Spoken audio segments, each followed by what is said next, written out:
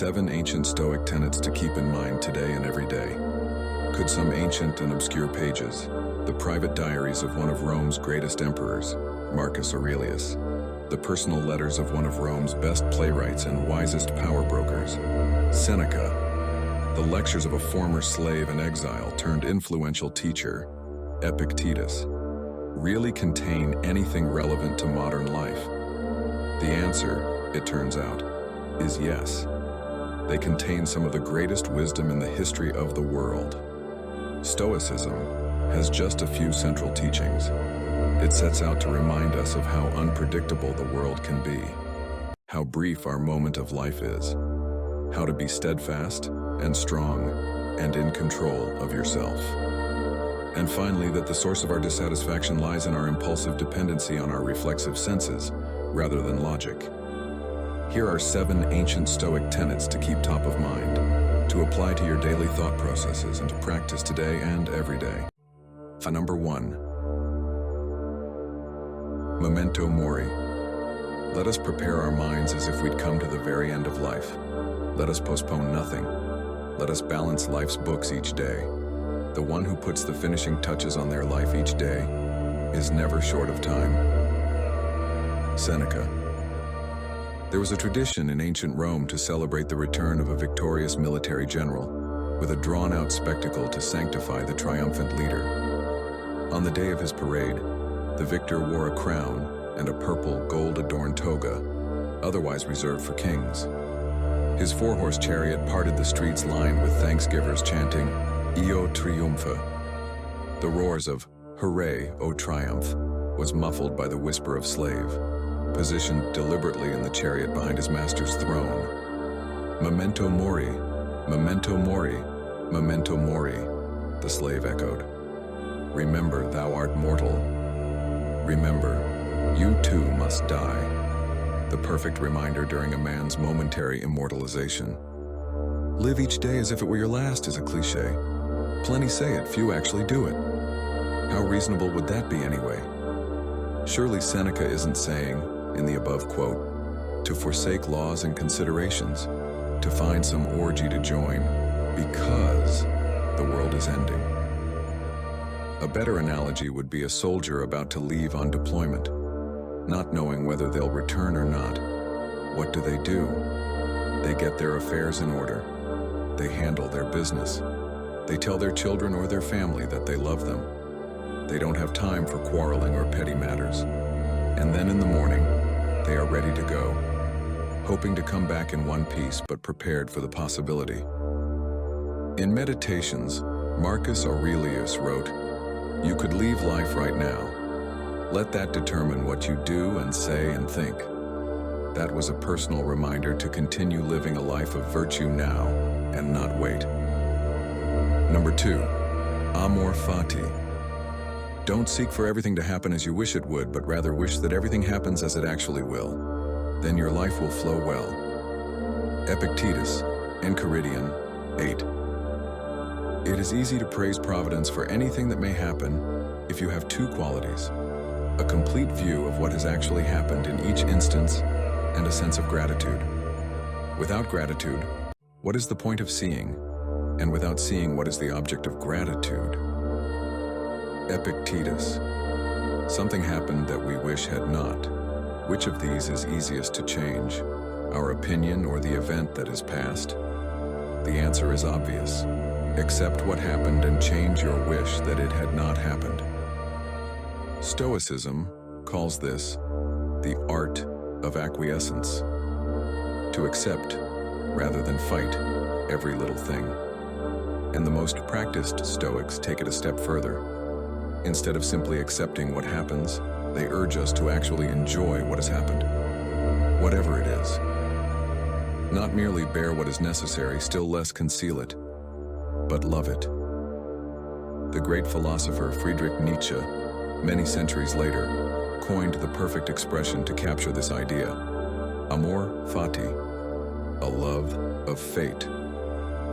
My formula for greatness in a human being is amor fati, Nietzsche said, that one wants nothing to be different, not forward, not backward, not in all eternity, Not merely bear what is necessary, but love it. To wish for what has happened to happen is a clever way to avoid disappointment because nothing is contrary to your desires. But to actually feel gratitude for what happens, to love it, that's a recipe for happiness and joy. 3. Premeditatio malorum. This is why we say that nothing happens to the wise person contrary to their expectations. Seneca. Premeditatio malorum, the premeditation of evils, is a Stoic exercise of imagining things that could go wrong or be taken away from us. It helps us prepare for life's inevitable setbacks and develop resilience in the face of uncertainty. We don't always get what is rightfully ours, even if we've earned it. Not everything is as clean and straightforward as we think they may be. Psychologically, we must prepare ourselves for this to happen. Seneca wrote, "What is quite unlooked for is more crushing in its effect, and unexpectedness adds to the weight of a disaster." This is a reason for ensuring that nothing ever takes us by surprise. We should project our thoughts ahead of us at every turn and have in mind every possible eventuality instead of only the usual course of events. Rehearse them in your mind. Exile, torture, war, shipwreck. All the terms of our human lot should be before our eyes. By doing this exercise, Seneca was always prepared for difficulty and prepared to meet any fate, which is a good thing, because nearly every single one of those things actually happened to him. And from what we know, he faced each with bravery, strength, and understanding, and always working that disruption into his plans. He was fitted for defeat or victory. 4th, sympathy. Meditate often on the interconnectedness and mutual interdependence of all things in the universe. All things are mutually woven together and therefore have an affinity for each other, for one thing follows after another according to their tension of movement, their sympathetic stirrings, and the unity of all substance. Marcus Aurelius. Perhaps the most radical idea in all of Stoicism. Sympathia is the belief in mutual interdependence among everything in the universe, that we are all one. You will find this link between all beings throughout the works of Marcus Aurelius, Epictetus, and Seneca. In Meditations, a book written only to himself, Marcus refers to the common good more than 80 times, self-identifying not just as a citizen of Rome, but of the world. Marcus knew that reminding himself of the limitations of his individual perspective would help him be a better person and a better leader. Taking the view from above, as he termed it, would challenge his preconceptions down at ground level and help him see the world around him more accurately, fairly, and empathetically.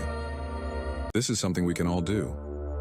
Sympathia is an invitation to us to take a step back, zoom out, and see life from a higher vantage point than our own. It changes our value judgments, weakens the power that luxury and temptation have over us, reduces the seemingly insurmountable differences between people and races, and turns the worries of daily life from anxiety attacks to absurdities. 5th, summum bonum.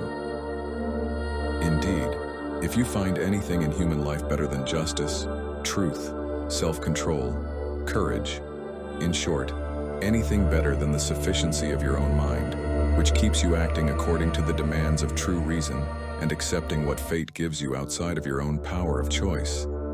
I tell you, if you can see anything better than this, turn to it heart and soul and take full advantage of this greater good you've found. Marcus Aurelius' summum bonum is an expression from Cicero, Rome's greatest orator. In Latin, it means the highest good. And what is the highest good? What is it that we are supposed to be aiming for in this life? To the Stoics, the answer is virtue. If we act virtuously, they believed everything else important could follow. Happiness, success, meaning, reputation, honor, love. The Stoics didn't claim this path was easy, or that it would always be recognized or appreciated by those closest to us, only that it was essential, and that the alternative, taking the easy route or the shortcut, even if unethical or immoral, was considered only by cowards and fools. As Marcus Aurelius writes in Meditations, just that you do the right thing, the rest doesn't matter. Cold or warm, tired or well-rested, despised or honored, dying or busy with other assignments. To the ancients, if we let virtue lead the way, every step we take will be safe. 6. The obstacle is the way. While it's true that someone can impede our actions, they can't impede our intentions and our attitudes, which have the power of being conditional and adaptable. For the mind adapts and converts any obstacle to its action into a means of achieving it. Marcus Aurelius, the inspiration for the international bestseller, The Obstacle is the Way, by Ryan Holiday, a line plucked from the pages of Marcus Aurelius's private meditations nearly 2,000 years ago, is a timeless, life-changing lesson. The impediment to action advances action. What stands in the way becomes the way.